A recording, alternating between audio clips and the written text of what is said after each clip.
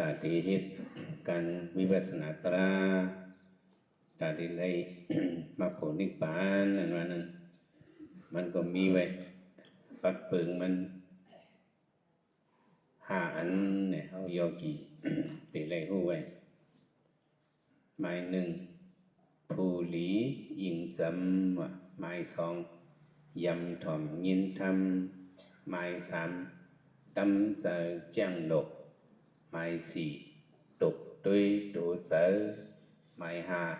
lời biện lưu hành khẩu hà anh bản lý chiếu lầy mà nàyเป็นพระพุทธกับลักษณะตาดีหันไล่มรรคผลนิพพานเนี่ยมีหาอันเนี่ยหมายหนึ่งว่าผู้หลีอิงจำในเฮาได้เลยอยู่เช่าจำเจ้าผู้หลีเนาะได้เลยอยู่เช่าจำพระตราสังฆะได้เลยอยู่เช่าจำผู้หลีผู้เมียดอันเป็นกัลยาณพุทธศิลป์อันที่อ่อนเฮามา เป็นรองหลีอันนี้ตึกโซนอันปันแห้งเฮาให้เอาเหตุการณ์ตราให้เอาหมอฮู้เส้นทางออกมนต์ปนรอดเนี่ยเขาได้เลยหาผู้ลีเขาได้เลยยิงจำครูสอนลีสระลีอันสอนเป็น กันตนาให้บ่ฮู้จักอยู่นำขันธายนาทัศน์ให้บ่ฮู้จักเฉพาะปิญญาปรมัตถ์ให้บ่ฮู้จักเฉพาะเป็นรู้ๆเนี่ยอันหมอสอนบันลองดีที่เฮานั่นเฮาได้เลยยิงจำเฮาได้เลยคาจาผู้ลีอิงจำเนี่ยในโยกีเอาเขามาเขาการตราเนี่ยก็มาที่กันที่จองมาดีเนื้อปังตรามาถอมเอาตราอันจะเสียขอฮออันเสียคู่ว่าขอฮอเน่ลายปากเป็นปิ้งเงียบเข้าสู่ปรมัตถ์ลายปากเป็นโลภะโทสะโมหะมาถอมเอาลาย แต่ได้มีเสนี้ในเอามาเฮ็ดก็จะผู้ลีแหละในเป็นปักเปิงอิงกาลักษณะมันอันหนึ่งก็แม่เนาะความเฮาก็ว่าอยู่จำสังเป็นนั่นคนเอาเนี่ยบ่อยู่จำตำงาก็ที่เป็นตำงาอยู่จำมูซื่อก็ที่เป็นมูซื่อพระเป็นเจ้าปันไว้ ข้อหมายหนึ่งอันดำลองให้เพิ่นเนี่ยโดยอยู่จำเจ้าผู้ลีเนอมังกราสุกอฮอจังนั้นน่ะปันติตานิสาเสวนาที่เลยเฮ็ดก็ผู้มีปัญญาผู้มีตั้งใครตั้งหมอตั้งสั่งตั้งหมอเนี่ยในเป็น แต่เฮาที่อิงปึงนั่นแต่เลยหมอลึกแต่ว่าเนี่ยเนาะแต่ว่าผู้ลีอิงซ้ำแต่ว่าอยู่ซ้ำพวกกวนฮอตลาเนตลามาดิปังตลาเนี่ยก็ตูเฮาใจเฮามันได้เป็นทัดตลากว่าได้เป็นข้าวยำเหตุการณ์ตลาออกมนต์ปนหลอดกว่าอย่างนั้นในหมายหนึ่งเนี่ยผู้ลีอิงซ้ำหมายทด2ยำถ่อมยินทำยิงซ้ำหลายๆได้ก็ไหลที่เลยถอมอันเขาเจ้าสั่งสอนอ่อนดีเฮาย่ำถ่อมยินทำเนี่ยบ่ถ่อมทำตลาเฮาก็มีตังหู้เลยในโลกาใน อันมีอันหลุดถ่อมตลาเพลอันหลุมีสลาโน่นนั่นก็มีพระเป็นเจ้าในพิสิกาบงถา2เจ้าในกวยหรือฉะนั้นเตียวอากาสาวกามาสาวกาปกติสาวกาซะเนี่ยย่ำถ่อมยินทำเนี่ยที่เลยถ่อมตลาเราลองสารีบุตราเนี่ยก็เลยกระถอมตลา ลองเลยเหตุผลในจ้องให้โจลองเลยเป็นลู่ๆดำดีเจ้าอาซาซีในปัญสาวกิหาเจ้าเป็นเจ้าบ้านเล็กน้อยเพิ่นนั่นเลยถอมตลากันนั่นแหละเจ้าสารีบุตราเราลองสารีบุตราก็สันติหวนตลากว่ากับนั่นแหละที่เลยย้ำถอมยินทำถอมก็มชื่อว่าถอมเจริญสละถอมเหตุต้องเอาดีๆงามๆmiếu là cường đi to miếu là cường đi máy miếu là cường đi mà khâu bản hieng mưa hiết cản tala anh này họ đổ thóm tala bom mi sutamia nhà này mà thóm tôi hồng mi tăng huกับไก่เลยเฉพาะการวิปัสสนาในเขาเด่นมีตั้งหูมันก่อนนั่นแหละหมาย2นี้ย้ำถ่อมยินท หมายสามตั้มเสือแจ้งหลกเนี่ยเขาถอมเนี่ยว่าสบุรีก็เขายิงสมาเขาถอมว่าสังว่าเขาสมแจ้งกรรมในเขาถอมก็ถอมอะไรแก่ตีเลยเฮียงละตีเลยแจ้งกรรมซ้อมเมื่อไหร่โยกีเขามาเข้ากันตรามาพึกกันตรา10 วันเนี่ยตั้มเสือแจ้งหลกนั่นนะเขาตั้มเสือตั้มคอดื้อกรรมกันตราเขาเขียงละเขียงนั่นขึ้นนั่งตราซื้อเอาเลยเข้ายำหรือก็เอาเข้ายำหรือเลยคัดใจตั้มเสือตั้มคอยเหตุการตราเปิงเร็วแต่10 วันการก่อนต้นอ่อนเดะการเปิดตั้งน้ำเฮาเฮ็ดมาตั้งสำสลายเอา10 วันเดะตั้มเสือแจ้งหลกปุ่นดัดตัวเจ้าเก่าไว้เอาในจังหวะเขาได้เลยไว้ป่าซาปันตัวเจ้าเก่าเฮ็ดการออกมนปนหลอดข้าวยามเจ้าเก่า10 วันเนี่ยเอาให้มันเลยดีเอาให้มันเลยเต็มทนจังหวะตั้มเสือแจ้งหลก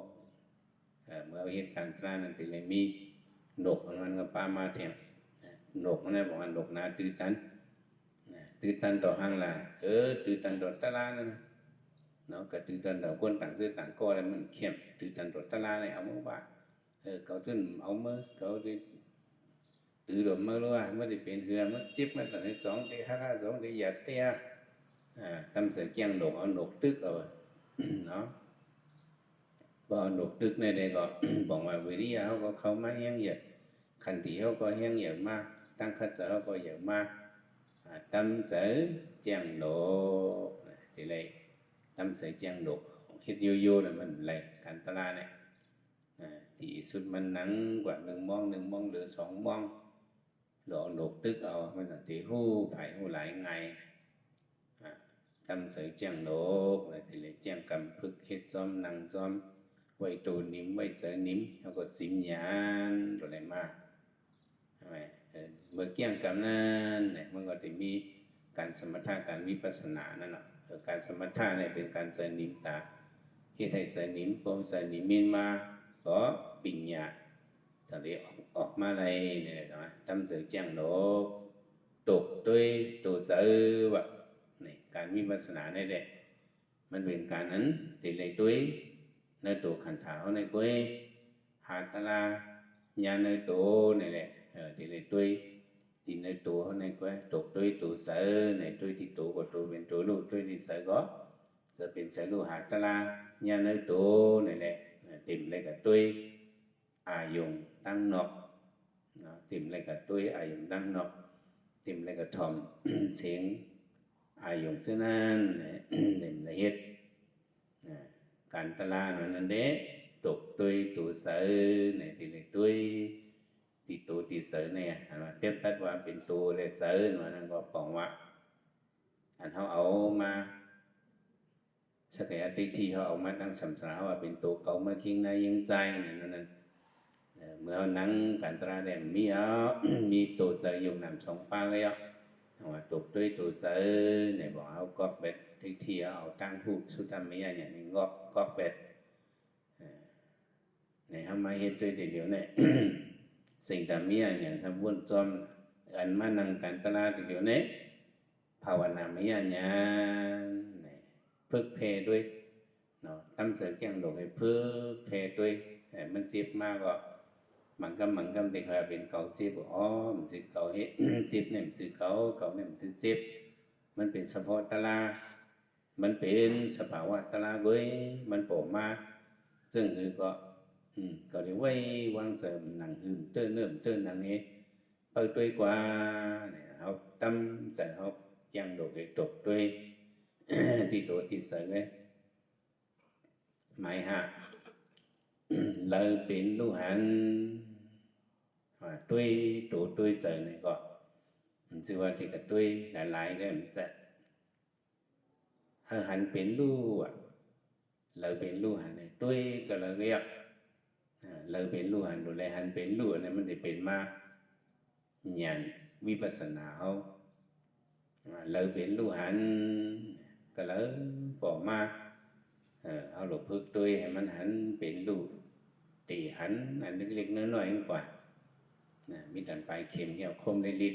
อ่อนแต่เราเรียบๆซึ่งนั่งไพ่ไม้กลมัวกลเกียงไป คมลิลิตมันเยอะกลุ่มเก่ามาป้ายจอมหน้าผากของเราสังว่าซึ่งก็ยาวจอมเป็นสปอตระมุมดอ่ะตื่นเริ่มตื่นนังนี่แหละมันเป็นสปอตระเว้ยในภาพผ่านผีโป่งเฮ็ดมั่มซื้อสปอตระจงไอโจยุคนำสภาวะตระเป็นลูกหังเขาดังเขาเนี่ยเดี๋ยวเลยปองเสนในตกด้วยถูเสเลยเป็นลูกหันเขาหาอันเขาหาอันเนี่ยปันลีเจ้าเลยมาว่าถ้าได้เลยมาผลนิพพานนั่นเลยที่เลยมีอิงกับเลขขณะหาอันเนี่ยกำลืนขอดย้อนเนี่ยเลยเป็นลูกหันเนี่ยดูเลยหันเป็นลูกเนาะผู้หลีอิงสำยำถอมยินทำtâm sở trang lục tục tuy trụ sở lợi biển lưu hãnh khẩu hạ hãnhปันหลีเจียวไหลมาในเป็นอิงกับเลขนาตัดที่หวนตลาเนี่ยเอาในเสยๆโยกิเอาเขาสึกกัดเสยกันตราเอากว่าแทง